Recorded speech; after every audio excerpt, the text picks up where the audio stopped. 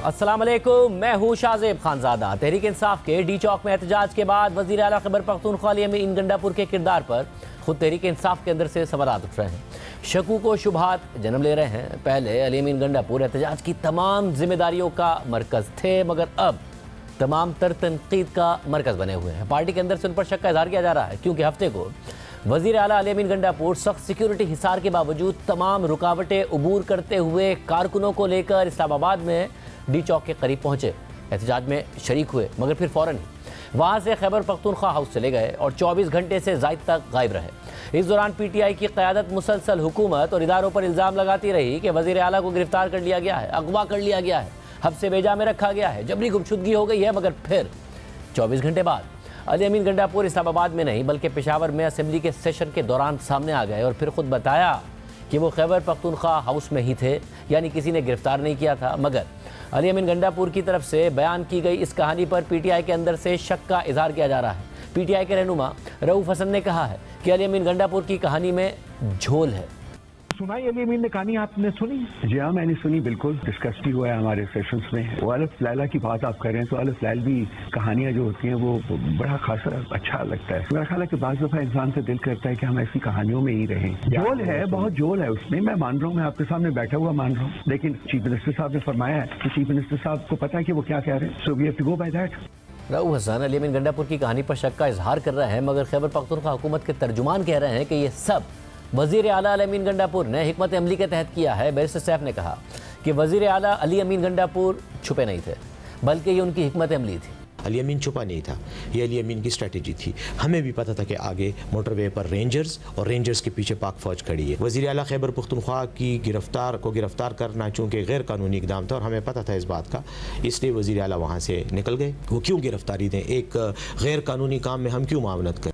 मगर सवाल उठ रहा है कि कारकुनों को डी चौक और इस्लामाबाद के दीगर मकामात में तनहा छोड़कर वज़ीर आला खैबर पख्तूनख्वा हाउस में क्यों छुपे रहे, और इस दौरान पार्टी की पूरी मरकज़ी क़यादत कहाँ थी? अगर ये हिकमत अमली थी तो मरकज़ी क़यादत भी उससे आगाह थी या नहीं थी? अगर आगाह थी तो हुकूमत पर अली अमीन गंडापुर को गायब करने का इल्ज़ाम क्यों लगा रही थी? और अगर मरकज़ी क़यादत ही आगाह नहीं थी तो अली अमीन गंडापुर ने ये हिकमत अमली किसके कहने पर या फिर किसकी मुशावरत से बनाई थी? और क्या इस हिकमत अमली के बाद इमरान खान उनसे मुतमईन होंगे या नाराज़ होंगे? दूसरी जानिब CDA ने खैबर पख्तूनख्वा हाउस के कुछ ब्लॉक सील कर दिए हैं। ज़राए के मुताबिक बिल्डिंग रूल्स की खिलाफ वर्जी पर मज़कूरा ब्लॉक्स को सील किया गया है। साथ ही एहतजाज के लिए खैबर पख्तूनख्वा की सरकारी मशीनरी के इस्तेमाल की तहकीकात के लिए वजारत दाखिला ने कमेटी भी तश्कील दे दी है, जबकि पुलिस ने PTI के रहनुमाओं समेत मुतअद्दिद कारकुनों को गिरफ्तार भी कर लिया है।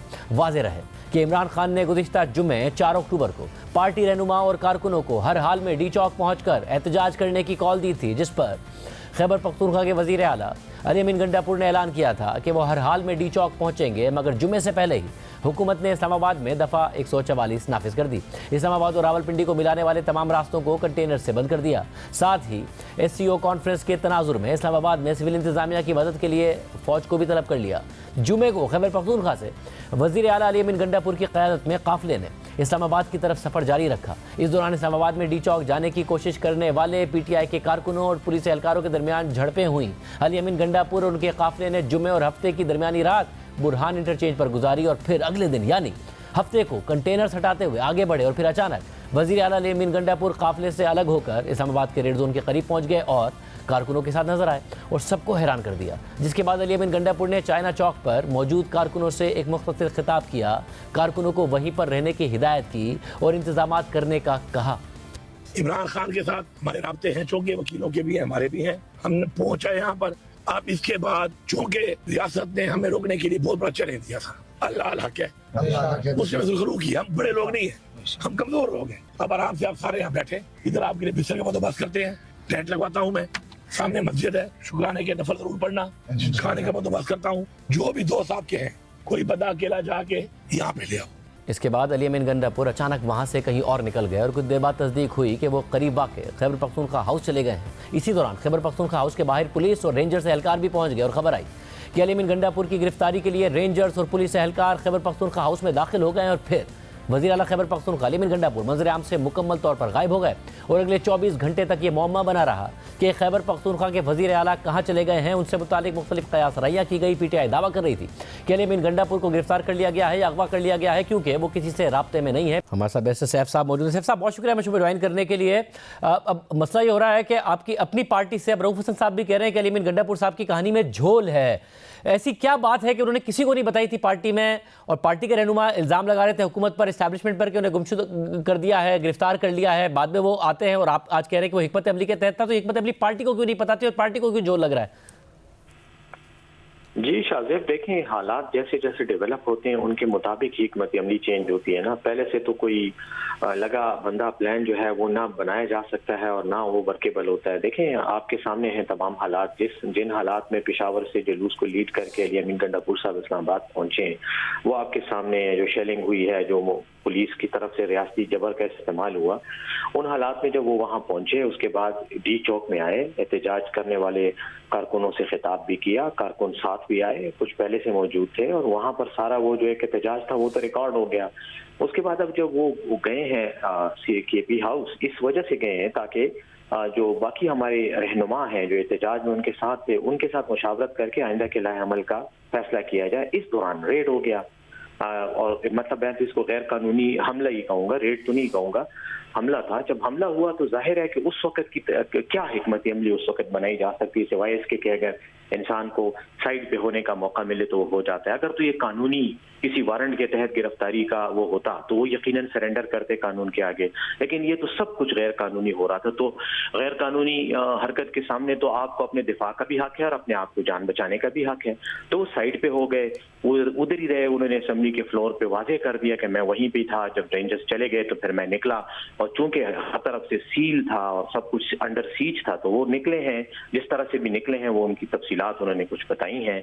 उसके बाद वो वहां से केपी आए और यहाँ पर उन्होंने एड्रेस किया असेंबली फ्लोर पे, जो कुछ वो बताना चाहते थे उन्होंने बताया भी। अब इसमें क्या हिकमत अमली होती? क्या वो उस वक्त रऊफ हसन साहब को या किसी और साथी को फोन करके कहते कि अब मैं क्या करूं, या प्लान ए है या बी है? ऐसे हालात में तो यही होता है ना। तो जिस तरह के गैर कानूनी हथकंडे, रियासती जबर, फिस्तायत का मुजाहरा किया जा रहा है उसमें तो आप हर सेकंड अपनी स्ट्रेटेजी मगर साहब कारकुनों के दरमियान वज़ीर आला अली अमीन गंडापुर साहब को गिरफ्तार करना मुमकिन नहीं था, इसलिए उन पर जब वो जैसे ही गए खैबर पख्तूनख्वा हाउस तो वहाँ पर रेड किया गया। तो ज़्यादा बेहतर ना होता कि जो दीगर रहनुमा हैं वो भी अली अमीन गंडापुर साहब के साथ वहाँ मौजूद होते जहाँ पर कारकुन थे और जहाँ पर इतने सारे लोग थे, क्योंकि और कोई रहनुमा आया नहीं। अली अमीन गंडापुर साहब केपी हाउस गए मुशावरत करने के लिए, दीगर को होना चाहिए था उनके साथ। जी देखें शाहजेब, एक फैसला पार्टी का हतमी और उसूली फैसला था कि ये जो 26वीं आईनी तरमीम की कोशिशें की जा रही हैं, ये गैर आईनी तरमीम जो करने की कोशिश है, इसकी वजह से तमाम सेनेटर्स और MNAs जो मरकजी थे उनको यहाँ से मतलब कहा गया है कि वो अवामी इज्तिमात में शिरकत ना करे, क्योंकि इंतजामिया जो हुकूमत है वो उनको उठाकर ज़बरदस्ती उनसे मतलब आईनी तरमीम के हक में वोट डलवाना चाहती है। आपको पता है हमारे MNAs के साथ क्या हो रहा है, और कानून तो क्योंकि कानून जिनके हाथ में है वो यही सब कुछ कर रहे हैं। तो वो इस वजह से एक तो मरकजी कायदीन में से जो MNAs हैं वो मौजूद नहीं थे, उनको बाय डिजाइन हटाया गया स्क्रीन से। दूसरी बात यह है कि जो उनके साथ रहनुमा थे, जो KP से MPA सूबाई असम्बली के मेंबरान और पार्टी के दीगर रहनुमा जो कि कौमी असम्बली या सेनेट के मेंबरान नहीं है वही थे, तो उन्हीं के साथ तो वो आए हैं वहाँ पे ना KP हाउस। जो वो साथ आए 18-20 उनके साथ MPAs थे, उनके साथ आए जो जुलूस की क़यादत करते हुए आए, अपने अपने इलाके के से लोगों को लेकर आए थे, उन्हीं के साथ बैठ के मुशावरत करनी थी, मुशावरत के लिए आए तो इन्होंने ये हमला कर दिया KP हाउस पे, तो इस वजह से वो वहां से हट गए। दूसरी बात ये कि कारकुनान के दरमियान वो 2 घंटे बैठे रहे हैं, वहां उन्होंने तकरीर की है, उसकी वीडियोस मौजूद हैं, कोई ऐसा कोई नहीं है कि कोई वो वहां पे छुप गए। मतलब उनके जो खिताब है वो हमने अभी आवाम को दिखाया भी कि उन्होंने कारकुनों से कहा फिर गए, मगर अगर उनके साथ MPAs मौजूद थे, अगले दिन खैबर पख्तूनख्वा असेंबली में इजलास होता है, बाकायदा तौर पर तकारीर होती हैं कि हमारा वज़ीर आला कहाँ गया, गायब कर दिया गया, गिरफ्तार कर लिया गया, प्रोटेक्शन ऑर्डर जारी करने की बात होती है, फिर वो अचानक आ जाते हैं। तो क्या पार्टी के रहनुमा और आपको भी पता था कि अली अमीन गंडापुर साहब कहाँ हैं और आपने सीक्रेट रखा हुआ था, आप में से किसी को पता ही नहीं था? देखें, मैं आपके सामने कोई मुबालगाराई से काम नहीं लूंगा, सच बोलूंगा। हमें इतना पता था कि वो एमपीएस के साथ और कुछ और पार्टी लीडर्स हैं जो एमपीए नहीं है लेकिन पार्टी लीडर्स हैं, उनके साथ वो केपी हाउस में मुशावरत कर रहे थे कि ये हमला हुआ। उसके बाद कुछ लोगों को उन्होंने पकड़ा और छोड़ दिया, क्योंकि रेंजर्स के हमारी मालूमात के मुताबिक जब रेंजर्स वहां आई है तो उन्होंने सिक्योरिटी के लोगों को भी, जो हमारी अपनी सिक्योरिटी थी और हमारा जो सिविलियन स्टाफ था, उन सबको कहा कि आप खाली ये जगह खाली कर दें। तो उन सबको वहां से निकाल दिया गया था। अली अमीन गंडापुर साइड पे निकल के वहीं पे जो है साइड पे हो गए। केपी हाउस में ही थे, उन्होंने ये बात भी की है कि मैं वहीं पे था काफी देर तक। अब ये जो आप बात कर रहे हैं कि क्या कहते हैं कि जो आपका क्वेश्चन है कि हमें बताया गया या नहीं, तो ऑफकोर्स नहीं बताया गया। उनका टेलीफोन वहां रह गया। टेलीफोन में आपको पता है आजकल तो बंदे को सिवाय अपना ही नंबर याद होता है, बाकी नंबर जो फोन में होते हैं तो नहीं याद होते। फोन उनका वहीं रह गया, उनकी बाकी जो सामान था, गाड़ियां भी वही रह गई। वो किसी से राब्ता एक तो करने की पोजीशन में नहीं थे, दूसरा फिर वो बात करना भी नहीं चाह रहे थे, क्योंकि जाहिर है जो उनको पकड़ने वाले हैं उनके पास टेक्नोलॉजी है, वो ट्रेस भी हो सकता था। फिर उन्होंने उनके साथ एक बंदा अपना था जिसने फिर बाकी उनके लिए गाड़ी का बंदोबस्त किया और वो वहां से निकल के केपी की हुदूद में दाखिल। आपको पता है केपी की हुदूद इस्लामाबाद से चंद किलोमीटर के फासले पे हरीपुर का जिला शुरू हो जाता है। वो वहां एंटर हुए और उसके बाद उन्होंने पूरी रुदात सुनाई है। तो किसी के साथ राब्ता नहीं था, मेरे साथ भी नहीं था, मैं खुद परेशान था, राब्ता करने की कोशिश करता रहा। और बाद में फिर मैंने जो बयान दिया उसमें मैंने देखें कि इस्तिलाह इस्तेमाल की है, मैंने बड़ी सोच समझ के की थी। मैंने हरासत का या किसी और, मैंने कहा जबरी गुमशदगी है, यानी वो गुमशुदा है लेकिन एक जबर के तहत गुमशुदा है, हमें नहीं पता कि वो कहाँ है। अब या इनसे राब्ता किया लोगों से, इन्होंने कहा जी हमारी कस्टडी में तो नहीं है, फरार हो गए हैं। तो देखिए हमारे लिए भी एक कंफ्यूजिंग सिचुएशन थी, हमारा उनसे राब्ता नहीं हो रहा था, उनका हमसे राब्ता नहीं हो रहा था। और उस वक्त मसले का तकाजा भी यही था कि वो ना राब्ता करते ताकि वेयर अबाउट्स को ना ट्रेस कर सकते। जब वो एक सेफ एरिया में पहुंचे हैं उसके बाद उन्होंने कुछ लोगों से राब्ता किया और फिर केपी के हुदूद के अंदर से ट्रैवल करते हुए वो पेशावर पहुंचे हैं। इसलिए कि जीटी रोड पर या जो मोटरवे है उस पर यकीनन फेडरल गवर्नमेंट के इदारों का कंट्रोल होता है, तो वो उसको रिस्क नहीं लेना चाह रहे थे। और हम नहीं चाहते थे कि हमारे वजीर आला गिरफ्तार हों, क्योंकि एक तो वो जमानत पे थे हाई कोर्ट से, उनको गिरफ्तार करने का कोई जवाब नहीं बनता। और ये जो रेड था ये भी गैर कानूनी था, इसलिए उनकी हिफाजत से यहाँ आना ये हमारे लिए जरूरी था। तो हमें खुशी है कि उन्होंने ये तरीकाकार और ये हिकमत अमली इस्तेमाल की। और पार्टी ने ऐलान किया था कि इमरान खान साहब को रिहा कराएंगे, मुतालबात हुकूमत के सामने रखेंगे। अली अमीन गंडापुर साहब ने जाने से पहले कल कारकुनों से खिताब में ये कहा कि इमरान खान जो फैसला करेगा वही फैसला होगा। तो ये इमरान खान साहब को के बगैर फैसला हो गया, फिर आपका ऑब्जेक्टिव फिर अचीव हो सका जिस ऑब्जेक्टिव के तहत कहा गया था कि सब सितंबर में इमरान खान साहब को रिहा कराएंगे। अब तो ज़ाहिर अक्टूबर भी आ गया और फिर एक जो मौका था उसमें कारकुन कंफ्यूज भी हुए। फिर ज़ाहिर अली अमीन गंडापुर साहब जिन्होंने वाकई सिंगल हैंडेडली इतने सारा क्राउड लेकर आए थे, जो चैलेंज दिया था मोहसिन नकवी साहब ने, उस चैलेंज को उन्होंने गलत साबित किया और वो डी चौक तक कारकुन पहुंचे भी, मगर उसके बाद जब वो खुद गायब हो गए तो तनकीद जो है अब अली अमीन गंडापुर साहब पर ही हो रही है। पहले वो हीरो बने हुए थे, अब तनकीद का मरकज बने हुए। शाज़ेब देखें, अली अमीन गंडापुर साहब ने इनके हर चैलेंज का जवाब दिया है और उन्हें शर्मिंदा ही किया है। ये पहले कहते थे इस्लामाबाद का जलसा नहीं होगा, हो गया। इन्होंने कहा लाहौर का जलसा नहीं होगा, लाहौर वो पहुंच गया। इन्होंने कहा पिंडी में नहीं आ सकेगा, पिंडी का इन्होंने वो निकले, बुरहान तक आए। ये और बात है कि ये इतने बुज़दिल हैं कि रास्ता खोल के उसको अंदर आने नहीं देते पिंडी में, और लड़ाइयाँ ही करता रहा पुलिस के साथ और कंटेनर ही हटाता रहा और जलसे का टाइम खत्म हो गया। लेकिन हमने अपना एहतजाज रिकॉर्ड कर लिया। खान साहब ने भी कहा था जहां तक पहुंच सको वहां जाकर एहतजाज रिकॉर्ड करो। अब ये जो इस्लामाबाद वाला एहतजाज था, इसके बारे में खान साहब ने जो हिदायत दी थी मेरे सामने दी थी, मैं वहां मौजूद था जेल में उनके साथ। उन्होंने कहा था कि आप इस्लामाबाद आएंगे, आप डी चौक में एहतजाज रिकॉर्ड करवाएंगे। उन्होंने ये नहीं कहा था कि यहाँ पे आपने फिर रहना है या टिकना है या धरना देना है। एहतजाज की कॉल दी थी और रिकॉर्ड कराना था, और जो इमरान खान साहब ने कहा था अली अमीन गंडापुर ने और हमारे कारकुनों ने वो सब कुछ करके दिखाया। इसलिए मैं तो समझता हूँ कि हमारे कारकुन और अली अमीन गंडापुर साहब मुबारकबाद के मुस्तहिक है कि इतने शदीद मुखालफत के बावजूद उन्होंने जो कमिट किया था वो कर दिखाया। अब दूसरी बात जो आप कर रहे हैं कि इमरान खान साहब की रिहाई के लिए हमने क्या किया, तो शाज़ेब आप हमें बताएं ना, हम कोई मुसल्ला ग्रोह तो नहीं है ना, हम कोई टीटीपी तो नहीं है या कोई और दहशतगर्द तंजीम तो नहीं है कि हम जो है बंदूकें उठा के आए और इमरान खान को जेल से निकालने। जाहिर है हमने कानून और अदालत का रास्ता इख्तियार करना है, वो हम कर रहे हैं। हमारे केसेस लगे हुए हैं, मुकदमे चल रहे हैं, हम एहतजाजी तहरीक क्यों चला रहे हैं? इसलिए तो तरीके चला रहे हैं कि हम मगर साहब ये बात दुरुस्त है कि आइन और कानून के तहत होगा, मगर खुद अली अमीन गंडापुर साहब ने दावा किया था ना कि अगर नहीं रिहा किया 2 हफ्ते में तो फिर हम रिहा करा कर दिखाएंगे। और दूसरा, आप ये कह रहे हैं कि कोई इम्कान नहीं है इस बात का, आप मौजूद थे उस मीटिंग में, कि इमरान खान साहब नाराज हो अली अमीन गंडापुर साहब से। आपके ख्याल में जो उन्होंने कहा था इमरान खान साहब ने, एग्जैक्टली वही अली अमीन गंडापुर साहब ने डिलीवर किया? मेरी अपनी असेसमेंट, तजिए और नुक्ते नज़र के मुताबिक अली अमीन गंडापुर साहब ने इमरान खान साहब के हुक्म पर और हिदायत के मुताबिक जो एहतजाज था वो करवाया। पेशावर से वो जुलूस लेकर आए, केपी से पंजाब इस्लामाबाद आए और पाकिस्तान के दीगर शहरों से भी और खासतौर पर रावलपिंडी इस्लामाबाद से हमारे वर्कर्स आए। डी चौक में आपको पता है हमारे वर्कर डी चौक में मौजूद थे, सारी रात मौजूद रहे, अगले दिन मौजूद रहे, और जब बारिश हो रही थी उस वक्त भी हमारे वर्कर वहाँ मौजूद रहे। शेलिंग का मुकाबला किया, रेबर बुल्स का मुकाबला किया और वहाँ पर मौजूद रहे। बस वो जो जुमे का जो एहतजाज की कॉल थी उसको हमने कंप्लाई किया और हमने एहतजाज रिकॉर्ड करवाया और पूरी दुनिया ने दिखाया, तमाम कैमरों ने दिखाया। यही एहतजाज होता है ना। एहतजाज में ये तो नहीं था कि हमने कोई पार्लियामेंट हाउस पे कब्जा करना था या हमने जो है सदारती महल पे कब्जा करना था, यही था और वो हो गया। अब जो जबर इस्तेमाल हुआ, जो कुछ हुआ, देखें जब आपके लिए आईनी और कानूनी रास्ते बंद हो जाते हैं आप क्या कर सकते हैं? जमहूरी लोग हैं हम कोई, मैंने वही कहा, कोई मिलिटेंट तंजीम तो नहीं है, तो हमने तो यही करना था जो हमने किया।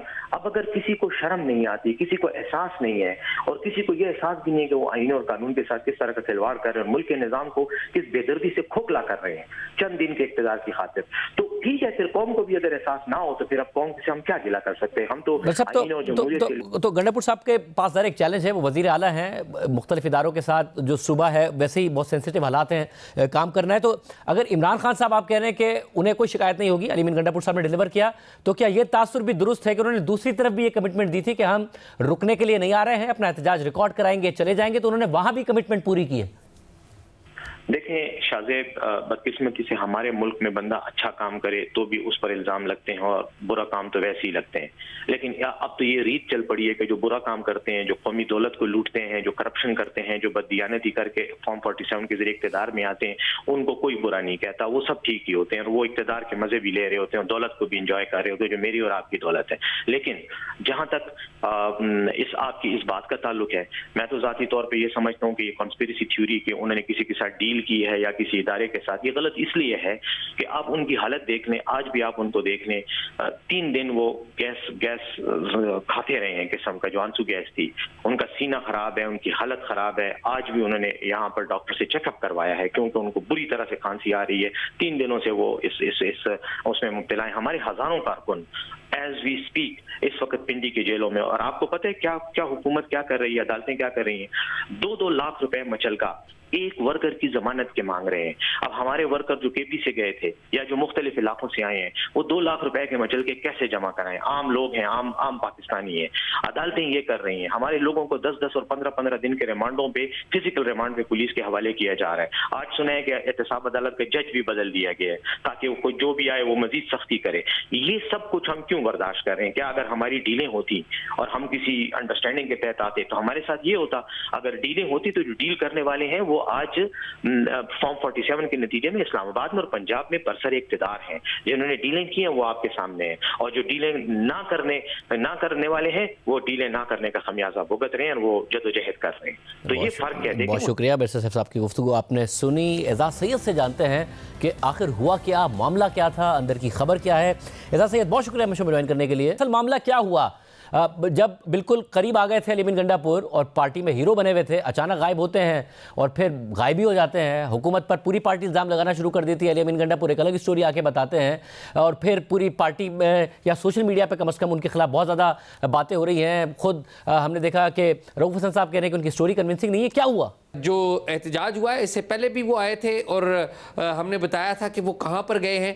इस दफ़ा भी जो एहतजाज हुआ है उसमें जब वो इस्लामाबाद में आए हैं तो वो पूरी एक अंडरस्टैंडिंग के साथ आए थे और उन्होंने पावर्स दैट बी या ताकतवर हल्के जिन्हें कह लीजिए, उनको यकीन दिलाया था कि वो यहाँ पर धरना देकर नहीं बैठेंगे बल्कि वो एहतजाज रिकॉर्ड कराएंगे, यहाँ पर एक अपीयरेंस ज़रूर देंगे, लेकिन अपीयरेंस के बाद वो चले जाएंगे, इस जगह को छोड़ देंगे, केपी हाउस में चले जाएंगे। और फिर एग्जैक्टली वही हुआ, वो केपी हाउस में गए और फिर केपी हाउस से हमारी इतलात के मुताबिक वो एक ताकतवर अदारे के दफ्तर में चले गए, उनके एक घर नुमा एक मैस है उसमें चले गए। गो के वो ताकतवर अदारा है, उसने एक इदारे ने मुझसे रब्ता किया, उन्होंने कहा जी हमारे पास नहीं है, लेकिन मेरी इतलात के मुताबिक वो एक खुफिया इदारे के पास ज़रूर थे। मतलब और फिर उसके बाद यानी जब वो आते हैं कल, एक तरफ हुकूमत कह रही थी कि हमने गिरफ्तार नहीं किया, तहरीक इंसाफ को खुद नहीं पता था अली अमीन गंडापुर कहाँ है, तो क्या अली अमीन गंडापुर की अपनी सारी स्ट्रैटेजी थी या अली अमीन गंडापुर ने इमरान खान को एतमाद में लिया हुआ था? क्योंकि पार्टी के रहनुमा को तो कुछ नहीं पता था, ना हुकूमत ना ही उनके अपने पर्सनल स्टाफ को कुछ पता था। ये बात तय है कि उनके बारे में जो मालूमात थी वो सिर्फ उनके पास थी और एक दो उनके करीबी रफ़क़ा हैं उनको पता था, लेकिन अली अमीन ने पार्टी की बाकी जो लीडरशिप है उनको नहीं बताया हुआ था। वो जिन कुव्वतों से राब्ते में थे उनकी हिदायत के मुताबिक ही वो काम करते रहे और उनको यकीन दहानी कराते रहे। लेकिन इसमें एक अली अमीन के हवाले से मैं आपको एक और बात बता दूं जो बड़ी अहम है कि मेरी मालूमात के मुताबिक उनसे मुतालबा ये था, ये किया जा रहा था कि वो ऐलान करें कि जो एहतजाज है वो ख़त्म हो गया। ये मुतालबा उन्होंने नहीं माना, बल्कि उन्होंने कन्विंस किया मुतलका लोगों को कि ये मैं नहीं कर सकता, अलबत्ता मैं आपके साथ पूरा तावन करूंगा। और उन्होंने एक और बात जो मेरी मालूमात के मुताबिक है, वो मुतलका लोगों को ये कही, ताकतवर लोगों को कही कि वो यकीन दिलाते हैं कि अगर उनको यहाँ पर आने दिया जाता है, जो उन्हें आने दिया गया, तो वो एससीओ की जो मीटिंग है उससे पहले दोबारा नहीं आएंगे, चाहे उन्हें पार्टी के रहनुमा, पार्टी के बानी उन्हें ये कहें, उन्हें ये हुक्म भी दें, तो वो नहीं आएंगे। तो उन्होंने जो ताकतवर हलकों के साथ जो अपनी कमिटमेंट्स थी वो पूरी तरह निभाई हैं और ज़ाहिर है पार्टी के साथ भी कुछ कमिटमेंट्स को निभाया है, और जो मेन कमिटमेंट है ज़ाहिर है यहाँ पर बैठे रहने की, उसको नहीं निभाया। बहुत शुक्रिया आज़ाद सईद, हमारे तफसीलात बता रहे थे। हुकूमत इस सारे मामले को किस तरीके से देख रही है, वज़ीर दिफा ख्वाजा साहब हमारे साथ मौजूद होंगे ब्रेक के बाद।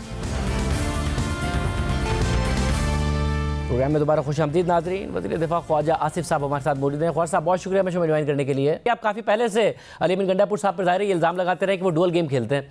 अब पार्टी जो है उसके अंदर बहुत ज़्यादा तनकीद भी हो रही है। खुद रऊफ़ हसन साहब कह रहे हैं कि अली अमीन गंडापुर की स्टोरी में बहुत झोल नज़र आता है, मगर अब दूसरा साइड है इस्टेब्लिशमेंट का। अगर अली अमीन गंडापुर की स्टोरी में झोल है तो क्या इस्टेब्लिशमेंट ने किया जो किया उन्होंने कराया, हुकूमत भी साथ मिली हुई थी? क्योंकि जो मोहसिन नकवी साहब दावे कर रहे थे, वज़ीर दाखिला साहब, उनके दावे तो गलत साबित हुए, डी चौक तक पहुंच गई पीटीआई। बिस्मिल्लाहिर्रहमानिर्रहीम। देखिए ये डी चौक तक जो लोग पहुंचे वो बड़ी थोड़ी तादाद थी, जो भी आप तादाद कह लें। उनका जो जीटी रोड के ऊपर जो जुलूस था, आप उनकी जो भी तादाद डिटरमिन कर लें, यहाँ पे जुलूस की सूरत में किसी वक्त भी जो है लोग नहीं पहुंचे। डी चौक में टोलियां थी जो सुबह से वहां पे चक्कर लगा रही थी, जिनमें ज्यादातर वो लोग थे जो जुलूस का हिस्सा नहीं थे, वो इस्लामाबाद के रहने वाले लोग थे, जो पीटीआई के सपोर्टर्स हैं वो थे।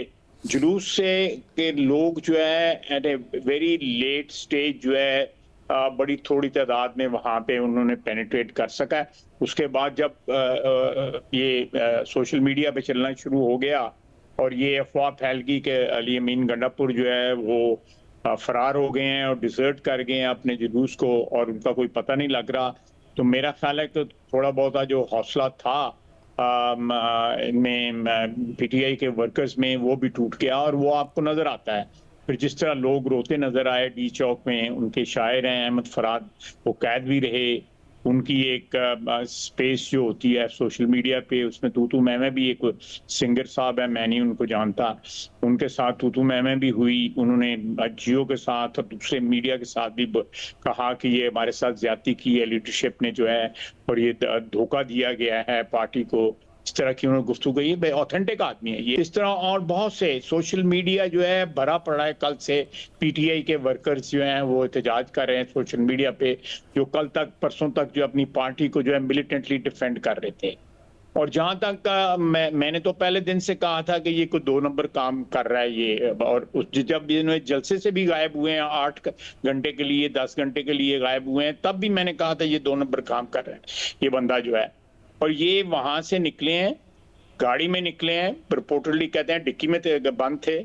उसके बाद ये दामन को में ऊपर गए हैं, जहाँ पे मोनाल रेस्टोरेंट है, उससे थोड़ा सा आगे जाएं तो केपी की सरहद शुरू हो जाती है। वहां से ये हरीपुर में दाखिल हुए हैं।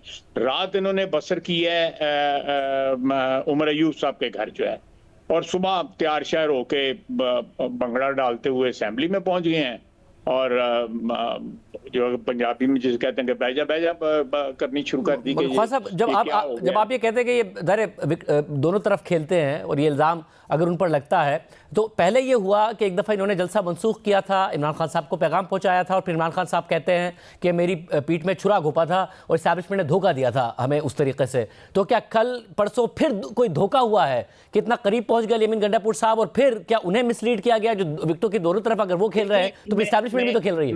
मेरा अपना ख्याल है कि अली अमीन गंडापुर ने की, मैं स्पेकुलेट कर रहा हूँ, मेरे पास कोई इंफॉर्मेशन नहीं है, एक सियासी वर्कर की हैसियत से थोड़ा 2+2 जो है कार्य अगर किया जाए मैं करूं, तो ये उन्होंने समझा कि मैंने 5-6 घंटे, ये फिल्म भी बन गई है, टीवी पे भी आ गया है, मैंने बड़की छड़कें भी लगा ली हैं, मौला जाट का किरदार भी मैंने अदा कर दिया है, और दिस इज एनफ, और मैंने पार्टी की जो बैलेंस जो करना था वो मैं कर दिया है। अब जो भी मेरी जो अपनी एक पर्सनल पॉलिसी है, ये एक चीफ मिनिस्टर की हैसियत से जो मैं नूरा कुश्ती खेल रहा हूँ इतनी महीनों से, मैं उसके फर्ज जो है अदा करूँ। तो फिर वो सुन्नतें उन्होंने उधर अदा कर ली, फर्ज जो है बाद में अदा कर लिया उन्होंने। सब तो एज ऑफ नाउ आपको लगता है आपकी हुकूमत को फायदा हुआ इस सबसे, या जो तहरीक इंसाफ का दावा है? और आप देखें अब 9 मई के बाद उनके कारकुन नहीं आ रहे थे एहतजाज में, जलसों में जरूर शिरकत कर रहे थे, एहतजाज की जब कॉल होती थी इतनी बड़ी तादाद नहीं आ रही थी। अब उनका ये दावा कि हम अब वापस अपने कारकुनों को सड़कों पर लाने में कामयाब हुए, लीडरशिप फिर भी नहीं आई मगर कारकुन आए, जिस पर तनकीद हो रही लीडरशिप पर, मगर कारकुन आए। दो चीजें हैं आपकी इस बात में। एक तो लीडरशिप बिल्कुल नहीं आई। आप मुझे कोई पंजाब का लीडर जो है मुल्तान से लेके लाहौर तक जो है, लाहौर से लेके पिंडी तक जो है, पिंडी से अटक तक का एक लीडर बता दें जो इस जलसे में था या इस जुलूस में था। कोई जो पार्टी के बड़े बड़े ओहदेदार भी जो हैं, कोई जनरल सेक्रेटरी है, कोई प्रेसिडेंट है, कोई चेयरमैन है, कोई को चेयरमैन है, कोई भी नहीं था, नन, एक भी नहीं। और वर्कर थे, मैं बिल्कुल आपसे इत्तेफाक करता हूँ, वर्कर आया है इनका, लेकिन वर्कर भी उस तादाद में जो एक्सपेक्ट की जा रही थी। केपी से आया है और केपी में बहुत सी इमदाद इन्होंने हासिल की है। वहाँ पे पुलिस के लोग सादा लिबास में आए हुए थे, वहाँ पे अफगान इस जुलूस में शामिल थे जो अरेस्ट भी हुए हैं, और इसमें टीटीपी के लोग भी शामिल थे इस जुलूस के अंदर। आप वो उन्होंने बाकायदा इनको एक मिलिटेंट जो हेल्प जो है वो प्रोवाइड की हुई थी सारी की सारी। तो ये क्या इनके पल्ले रह गया? मेरा ख्याल है हार्डली एनी क्रेडिबिलिटी लेफ्ट। वैसे मगर इस सब में आपकी हुकूमत मुस्तहकम होती है या हुकूमत कमजोर ही होती है कि एक जमात है वो सड़कों पर है? मैं समझता हूँ कि एक थ्रेट परसेप्शन जो पीटीआई की तरफ से थी वो एक्सपोज हो गई है। एक थ्रेट थी ना, एक हवा था, एक वो था कि जी हम आ रहे हैं, हम जा रहे हैं, हम ये कर रहे हैं, हम वो कर रहे हैं। For them to you know restart this whole thing, yeah, reenact this thing will be very difficult, you know, very difficult। आप सोच नहीं सकते कि सोशल मीडिया के ऊपर क्या लोगों ने, इनके अपने वर्करों ने जो कल तक हमें गालियां दे रहे थे वो इनको गालियां दे रहे हैं। सर सोशल मीडिया पर इनके लोग नाराज़ हैं और जो सीनियर लीडरशिप है उससे भी नाराज़ हैं। अलीमीन गंडापुर ने जो किया उनकी स्टोरी से भी वो कन्विंस नहीं हो रहे हैं, मगर इमरान खान साहब का कोई बयान कल को या परसों को आ जाएगा और अगर वो एतमाद का इजहार कर देते हैं अलीमीन गंडापुर पर या कह देते हैं कि उनकी स्ट्रेटजी के तहत हुआ, तो आपको अच्छी तरह पता है कि उनका कारकुन उन्हें फॉलो करेगा और फिर ये बात आगे बढ़ जाएगी। तो आपके लिए टेम्पररी खतरा टला है या परमानेंट टला है? नहीं, मैं समझता हूं कि ये एक बड़ा सीरियस मॉर्टल ब्लो है, लेकिन मुझे शक है ये कि अमीन गंडापुर के खिलाफ कोई कार्रवाई जो है इमरान खान नहीं करेंगे। उसकी वजह मैं आपको बताता हूँ। इमरान खान जो है ना, उसने कोई ना कोई गुंजाइश अपनी रखनी है कि मैं एस्टेब्लिशमेंट के साथ जो है कोई सिलसिला जो है वो स्टार्ट करूं, और वो उनके पास ये कार्ड है जिसका नाम गंडापुर है कि इसके जरिए को पैगाम रसानी क्योंकि पहले भी हुई है, और वो चाहेंगे कि मैं कल जो है अगर कोई माफी तलाफी का मौका आ गया या पाँव पड़ने का मौका आ गया तो हो सकता है गंडापुर के जरिए मैं पाँव पड़ जाऊं। तो इसलिए आपका ख्याल है कि अगर गंडापुर साहब ने जो कुछ किया वो इमरान खान साहब के कहने पर नहीं भी किया, एतमाद में लेकर नहीं भी किया, तब भी इमरान खान साहब उन्हें सपोर्ट करेंगे इस वजह से? आप देखें पूरी पार्टी उसको सपोर्ट कर रही है। उसने कल फ्रॉडियों वाला काम किया परसों, और सारी पार्टी पहले एक दिन शोर मचाती रही है कि जी हुकूमत ने गिरफ्तार कर लिया, जी सूबे का वज़ीर आला गिरफ्तार कर दिया। फिर वो खुद कह रहा है मैं गिरफ्तार नहीं हुआ, मैं फलां जगह गया था, ये था वो था। अब उसमें भी कोई शर्म नहीं आ रही, ना कोई हया आ रही है, कुछ भी नहीं आ रहा। देखे ना 2 दिन के अंदर जो है पार्टी की पूरी लीडरशिप, मैं नाम ही लेना चाहता सबके, सारी की सारी लीडरशिप जो है उन्होंने यू टर्न लिया है। परसों कुछ कह रहे थे, कल कुछ कह रहे हैं, पता नहीं कल सुबह चढ़ेगी तो क्या कहेंगे। इन्होंने फलस्तीन के ऊपर जो है पीटीआई ने बायकॉट कर दिया है, वो शिरकत नहीं की, बावजूद इस बात के इनवाइट किया गया था। और उसमें तो पाकिस्तान की सारी पार्टियां जो है ना उन्होंने शिरकत की है। इसका इनिशिएटिव जमात इस्लामी का था, वो वज़ीर आज़म को मिले, प्रेसिडेंट को मिले, और सब ने कहा जी कि बिल्कुल हम आपकी तरफ से जो है सबको इनवाइट कर लेते हैं। The only party which did not participate or rather boycotted this PPC on Palestine is PTI. आप हिसाब लगा लें कि इनका फलस्तीनियों के साथ क्या ताल्लुक है। सारा मुसलमान दुनिया मराकश से लेकर मलेशिया तक जो है कोई थोड़ा बहुत जो है कोई नीम गरम या कोई नीम दिले जो है वो उनके साथ खड़े हैं, लेकिन खड़े हैं। इन्होंने बाइकआउट कर दिया उसके ऊपर भी जो है मुतहद नहीं हुए, ये इनके साथ नहीं खड़े गए, क्योंकि इनके कनेक्शंस जो है ना उनको नहीं नाराज करना चाहते। और आज भी जो है ये इस इशू के ऊपर जिस पे गैर मुस्लिम दुनिया जो है वो ज्यादा मिलिटेंटली खड़ी है इस एक्ट पर, एक मुसलमान जो अपने आप को कहते हैं उन्होंने इसको सपोर्ट नहीं किया। मतलब मुझे अब एक और टॉपिक है जिस पर आपसे बात करनी है, और वो है पीटीएम के हवाले से। अब एक सूबा है जिसमें सबसे बड़ा मसला दहशतगर्दी है। आप वज़ीर दिफा हैं, आप उस मसले पर बात भी करते हैं, वज़ीर ख़ारजा थे, उस मसले पर आप बात करते थे कि पाकिस्तान के लिए कितना बड़ा मसला है। अब एक मकबूल जमात पीटीएम जो कि दहशतगर्दी के खिलाफ बात करती है, जिस वक्त रियासत डुअल पॉलिसी चला रही थी वो उस वक्त भी डुअल पॉलिसी के खिलाफ बात करते थे कि ये पाकिस्तान को नुकसान पहुंचाएगी। जो तहरीक तालिबान पाकिस्तान के खिलाफ खड़ी है, अगर तहरीक इंसाफ भी तहरीक तालिबान पाकिस्तान से मुज़ाकरात करती है, पीटीएम उसके भी खिलाफ खड़ी है। वो पुरअमन है, मकबूल है, उस पर पाबंदी लगा दी है। ना कोई स्पेसिफिक रीज़न दिया इंटीरियर मिनिस्ट्री ने कि जी जो फेडरल गवर्नमेंट है वो बिलीव करती है कि कुछ ऐसे रीजंस हैं कि ये सर्टन एक्टिविटीज़ में इन्वॉल्व है। मतलब ये जब आप मकबूल सियासी बयानिए को साइडलाइन करेंगे तो फिर दहशतगर्दों को जगह मिलेगी ना। जो आपकी बात है वो किसी हद तक जो है दुरुस्त थी माजी के अंदर, जो है मैं बिल्कुल आपसे इत्तेफाक करता हूँ, लेकिन आहिस्ता आहिस्ता जो है ना उनमें मिलिटेंसी आती रही, और किसी स्टेज के ऊपर जो है आप देखें ये जितनी आपने कहा कि वो कंडेम करते रहे, आप देखें जब से ये जंग शुरू हुई है पिछले 8-10 महीने से जो इंटेंसिफाई हुआ है फौज के खिलाफ, सिविलियंस के खिलाफ, पुलिस के खिलाफ जो है, आप देखें परसों रात 12 हमारे फौजी शहीद हुए हैं। जो है ना पीटीएम ने कंडेम कर दिया है, ना गंडापुर कंडेम करता है, ना को उनका जनाजा पढ़ने जाता है ये केपी हुकूमत की तरफ से, ना सिविलियन लीडरशिप, ना वहाँ पे जो ऑफिशियल लीडरशिप है उनकी जो असेंबलियों में बैठी हुई है, कोई नहीं जाता। इसी तरह पीटीएम ने भी जो है ना वो अपने आप को डिस्टेंट कर लिया है। वो अपने क्रेडेंशियल जो देख रहे हैं, कोई चांस है ना उनके, they are taking that chance कि ये इंसर्जेंसी जो है इतनी बढ़ गई है कि कल हो सकता है हमें इनके साथ जो है ना को हाथ मिलाना पड़ जाए, नहीं ये दहशतगर्दों के खिलाफ।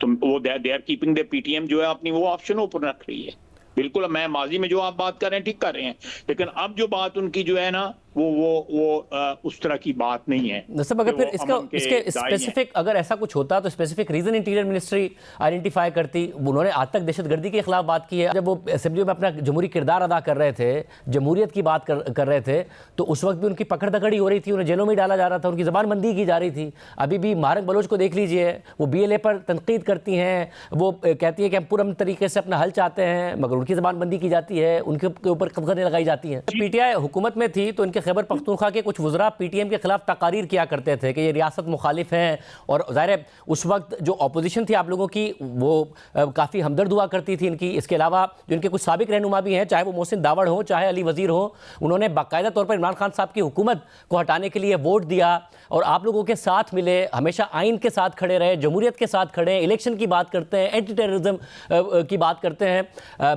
मगर आज आप लोग उन पर पाबंदी लगा रहे हैं और कोई वजह भी नहीं बता रहे हैं। नहीं देखें, मैं वजह तो मैंने बता दी है आपको कि उनका जो इस वक्त हमारी जो सिचुएशन है अफगान बॉर्डर के ऊपर, both in Balochistan and in KP जो है, वो इस वक्त we are practically in a war situation.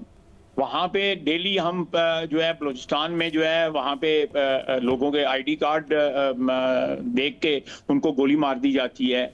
यहाँ पे भी और बलूचिस्तान में भी जो है फौज और पैरामिलिट्री और पुलिस के खिलाफ जो है, तो we are in a situation where we are if not in the whole province, एक मेजर पोर्शन जो है जिसमें गंडापुर साहब की अपनी कॉन्स्टिट्यूएंसी भी जो है उसमें शामिल है, उसमें एक सिचुएशन जो है वॉर लाइक सिचुएशन जो है क्रिएट हुई है। इसी तरह बलूचिस्तान में भी है। उस दौरान जो है पीटीएम जो है अगर उनकी हम नवा हो जाए तो हमारे पास क्या ऑप्शन रहती है? आप जो कह रहे हैं बिल्कुल सही है, माजी में इसी तरह ही हुआ है जिस तरह आपने कहा है, लेकिन अब आप बताएं इस वक्त क्या सिचुएशन है? लेकिन अब अख्तर मेंगल साहब हैं जो रियासत के साथ आईनी हुदूद में साथ आइन की पासदारी के साथ खड़े रहे, उन्हें नाराज कर दिया।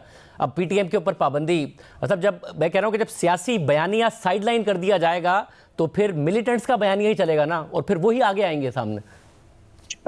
नहीं, मैं नहीं समझता। मैं समझता हूँ कि पीटीएम जो मिलिटेंट्स के बयानिए के साथ जो लोग अभी तक पुरअमन थे माजी करीब तक जो है वो उसको सब्सक्राइब कर रहे हैं इस वक्त उस बयानिए को, इफ नॉट फुली। आप देखें ना कि जो अगर ये लोग पाकिस्तान के हामी हैं, यानी Gandapur and company and PTM and company जो है, तो ये कम से कम जो लोग विक्टिम हैं टेररिज्म के, उनके साथ हमदर्दी का इजहार तो करें, उनका जनाजा जाके पढ़ लें। क्यों नहीं पढ़ते? ये देखें जो क्यों कर रहे हैं? मंजूर पश्तीन हो, इनके अलावा इनके दीगर रहनुमा, वो तो खुद विक्टिम हैं, उनके रिश्तेदार और कितने लोग मारे गए हैं, उनकी पार्टी के कितने लोग मारे गए दहशतगर्दों की तरफ से। मैं बिल्कुल आपसे इत्तेफाक करता हूँ, बट अंदरी हालात जो है इस वक्त सर्कमस्टांसेस में, in my humble opinion they have change their strategy. उनका ख्याल है कि अब यही फ्यूचर है और इसमें हमें जो है साइड लाइन ना हो जाए। They are exercising their option to side with the people who are fighting against Pakistan. बहुत शुक्रिया ख्वाजा साहब की गुफ्तगू आपने सुनी। ये सारा का सारा मामला अब जा किस तरफ रहा है, तहरीक इंसाफ को फ़ायदा हुआ या नुकसान हुआ? हुकूमत कह रही है कि हम बड़े कंफर्टेबल हो गए कि अब तहरीक इंसाफ का जो खतरे का तासुर था वो टल गया है। बात करेंगे एक ब्रेक के बाद।